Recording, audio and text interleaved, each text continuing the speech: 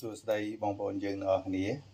ngày đi nhung chọn tập bị lập nghiệp chiên bông tìa miền ruột chiết ngày nhá bong bồn và trắng chiên đồng bông dương miền bông pi cỏ bong bồn này dương chiên tập bông pi cỏ bong bồn á và bông tìa của bán bông ngoan của bán này đôi khi nè và dương cụ bông pi cỏ bằng chỗ tràn máu nè bong bồn á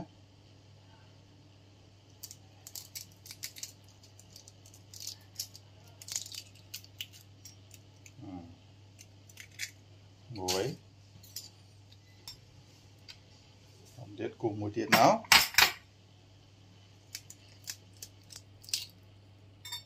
tí vàng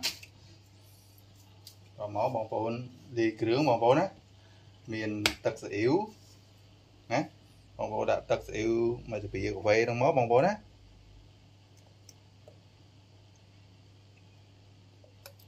và mà bị của vậy trong máu hai bong bồn đạm xài nó mà bị về đây là bong bồn á và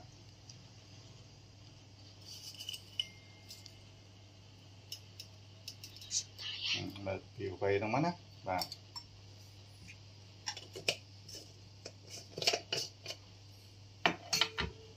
còn một tiết bong bồn đã tật mà bị về đáy máu bong bồn á tật đã còn đang đáy máu và hai bờ sân giữa bong bồn trôi trận mà đấy chứ bong bồn đã mà địch thay thì tiệt tử nè tài ní nhóm ọt miền đã thế của cồn nó chơi nhắm to bị dương ly kêu nó hái dương cô về sọp máu bong bồn á và cô về sọp trong máu hai chẳng dương vô để chiền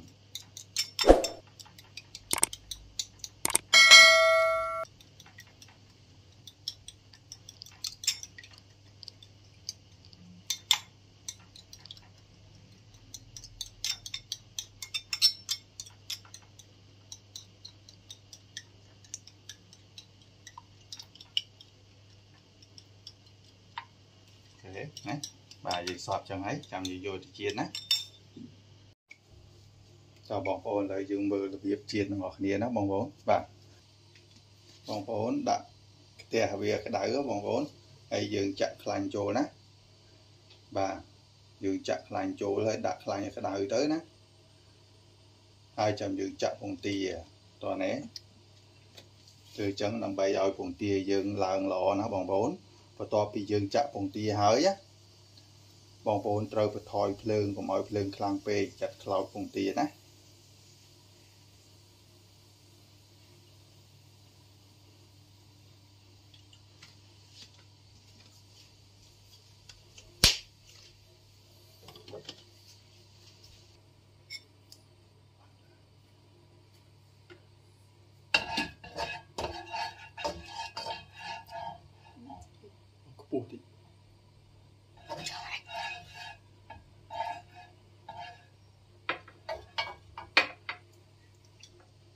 và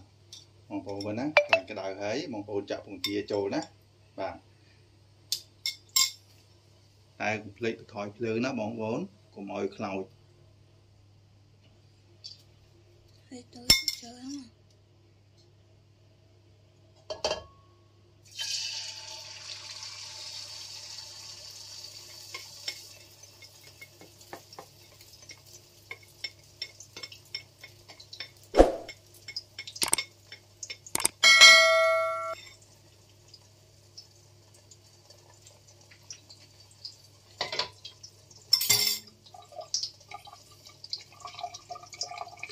vì là bong bồn chiên ra phượng khang pe cứ vùng tìa cloud vậy nó bong bồn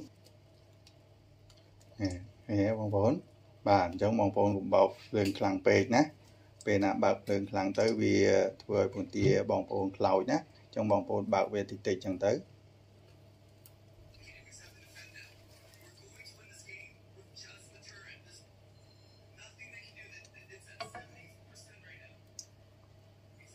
bong bồn mới tận hồ nghe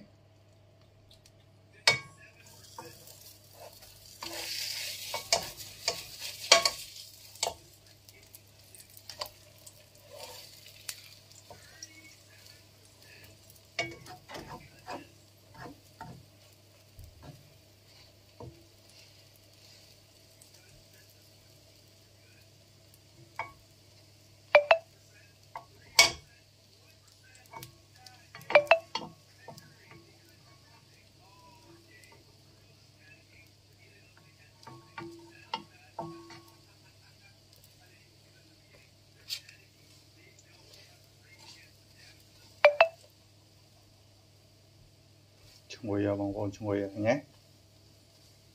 về bằng vốn bác thì thấy hơi bằng tia lắng ló ấy